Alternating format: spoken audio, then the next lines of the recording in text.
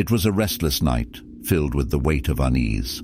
I finally drifted off to sleep, but it didn't take long for the familiar dread to creep back in.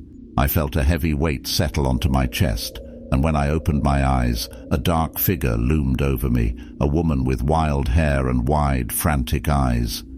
Before I could react, she shrieked directly into my ear.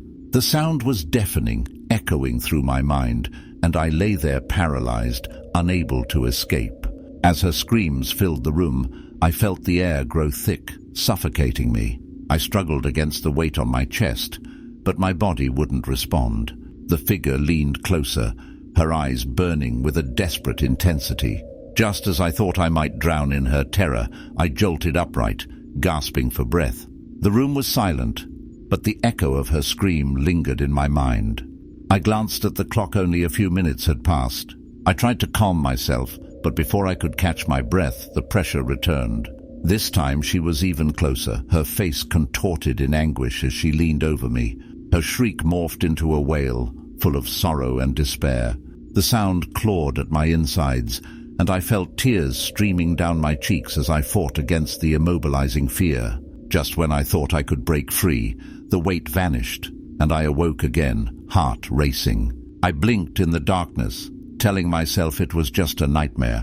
But soon, the heaviness returned, and I found myself in the same position. This time, the figure was surrounded by flickering shadows, her screams blending into a chorus of whispers, each voice more frantic than the last.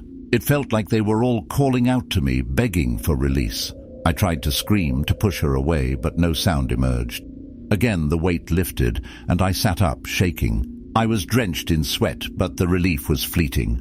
The heaviness settled back onto my chest, and this time the woman wasn't alone. Shadows danced around her, whispering in an unintelligible language. Her scream morphed into a guttural growl, filled with rage and desperation. It was as if she were summoning the darkness itself. I fought with everything I had, but the paralysis was relentless. Just as her cries reached a deafening peak, I was jolted awake once more. I gasped, desperately seeking solace, but the cycle began again. The weight returned, heavier than ever. This time, the woman's scream was almost silent, a chilling whisper that curled into my ear. "Help me." The anguish in her voice pierced my heart, and I felt an overwhelming urge to reach out, to comfort her, but the darkness held me fast. I struggled one last time, my body finally breaking free as I shot upright, gasping for air. Finally, the room felt calm and still. I took a deep breath, convinced I had escaped the nightmare. I sat up, letting the cool night air wash over me. Relief flooded my senses as I reassured myself that it was all over. I lay back down, allowing my racing heart to slow, grateful to be free.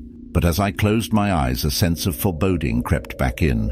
I thought I felt the weight return, but I brushed it aside, convincing myself it was just a lingering fear. Eventually, I fell into a deep sleep, unaware that the cycle was not yet complete. When I truly woke up, I blinked in the soft morning light, feeling a warmth that brought comfort. I was free, or so I thought. The remnants of the nightmare still clung to me, and I felt a nagging doubt. What if it had all been real? What if I had never escaped?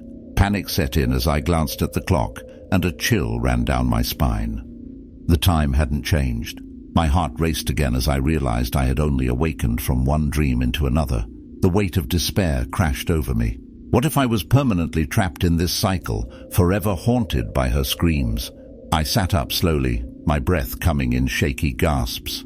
The reality of my surroundings began to sink in, but the fear lingered. I could hear the morning sounds outside, birds chirping, cars passing. I was awake, yet a part of me felt like I was still in that dark place. I closed my eyes, reminding myself that I was here, in my room, but the thought haunted me. What if the darkness returned tonight?